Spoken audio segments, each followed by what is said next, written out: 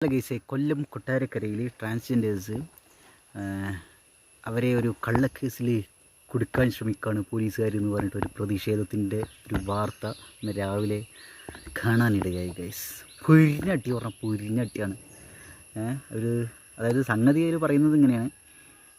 4 വർഷം മുമ്പ് അല്ലേ, അല്ല 4 വർഷം മുമ്പ്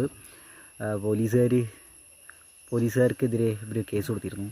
പക്ഷേ പോലീസുകാർ തിരിച്ച് ഇങ്ങോട്ട് കേസെടുത്തിട്ട് അതാണ് ഇപ്പോൾ സമൻസ് വന്നിട്ടുള്ളതെന്ന് അല്ലേ, അറസ്റ്റ് ചെയ്യാൻ വേണ്ടിയിട്ട് കൊണ്ടുപോകുന്ന പരിപാടി.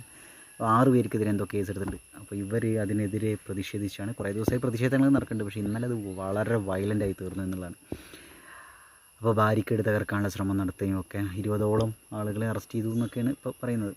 അപ്പോൾ അതിൽ അത് കണ്ടപ്പോൾ തോന്നി പൊരിഞ്ഞടി. ഞാൻ ഒരു പ്രതിഷേധത്തിൽ ഇമ്മാതിരി രീതിയിൽ ഇങ്ങനെ ഇത്രയും പൊരിഞ്ഞടി കണ്ടില്ല കേട്ടോ.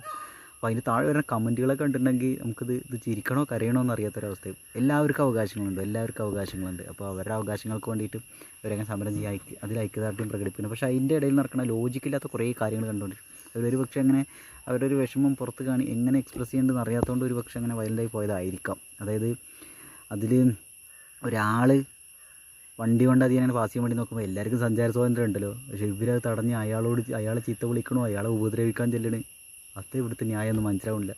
ഉപദ്രവിക്കാൻ പോണ്. അപ്പോൾ പോലീസുകാർ അത് തടയുന്നു. അപ്പോൾ അപ്പുറത്ത് വലിയൊരു കല്ലെടുത്തിട്ട് അയാൾ എറിയാൻ നോക്കണ്. അപ്പോൾ പോലീസുകാരൻ ആ കല്ല് മാറ്റുമ്പോൾ അവർ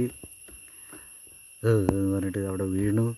അപ്പോൾ പോലീസുകാരൻ ആരോ ഒരാൾ ഇപ്പുറത്തുനിന്ന് പറയുന്നുണ്ട്, അത് നന്നായിരുന്നോ, എന്താ അത് മതിയെന്നോ, അങ്ങനെ എന്തൊരു സംഗതി പറയും.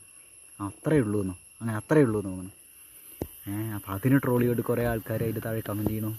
എന്തായാലും സമരങ്ങൾ, അവകാശ നിഷേധങ്ങൾ നടക്കുന്ന സമയത്ത് സമരങ്ങൾ അനിവാര്യമാണ്.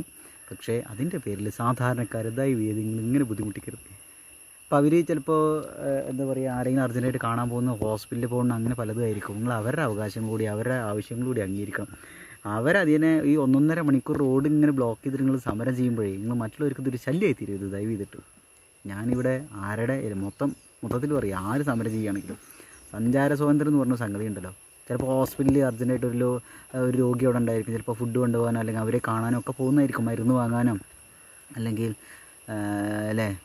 ഒരു സ്കൂളിൽ കുട്ടീനെ ആക്കാനോ, സ്കൂളിൽ നിന്ന് കുട്ടീനെ അവിടെ നിന്ന് കൊണ്ടുവരാനോ, അല്ലെങ്കിൽ ഉച്ചയ്ക്ക് വീട്ടിലേക്ക് കുട്ടീനെ എന്തെങ്കിലും ഒരു അത്യാവശ്യത്തിന് കൊണ്ടുവരാനോ, ആരെങ്കിലും കാണാൻ പോകാനോ, അല്ലെങ്കിൽ സാമ്പത്തികമായിട്ട് എന്തെങ്കിലും കാര്യങ്ങൾക്ക് പോവുക, അങ്ങനെ എന്തിനെങ്കിലുമൊക്കെ പോകുന്നതായിരിക്കും അല്ലേ, വല്ല ഫംഗ്ഷന് പോവുകയൊക്കെ. ചിലപ്പോൾ വയ്യാത്ത ആൾക്കാരൊക്കെ ആയിരിക്കും വണ്ടിയൊക്കെ ഓടിച്ചിട്ട് അർജൻറ്റായിട്ടുള്ള ആവശ്യത്തിന് എന്തെങ്കിലുമൊക്കെ സാധനങ്ങൾ വാങ്ങാനും ഒക്കെ പോകുന്നുണ്ടായിരിക്കും. അപ്പോൾ അതൊക്കെ ഒന്ന് മനസ്സിലാക്കാനുള്ള ബോധം എല്ലാവർക്കും ഉണ്ടായാൽ അടിപൊളിയായിരിക്കും തോന്നുന്നു. എന്തായാലും ട്രാൻസ്ജെൻഡേഴ്സിന് ഐക്യദാർഢ്യം, അവരുടെ അവകാശങ്ങൾ ആരെങ്കിലും ഉണ്ടെങ്കിൽ